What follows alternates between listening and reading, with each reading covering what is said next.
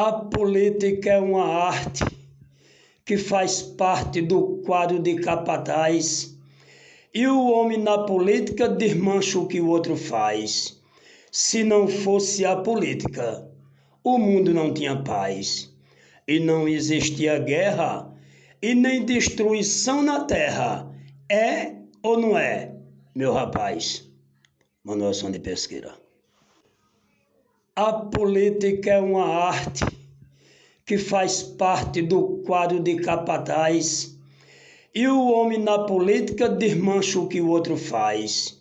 Se não fosse a política, o mundo não tinha paz, e não existia guerra, e nem destruição na terra. É ou não é, meu rapaz? Manuel de Pesqueira.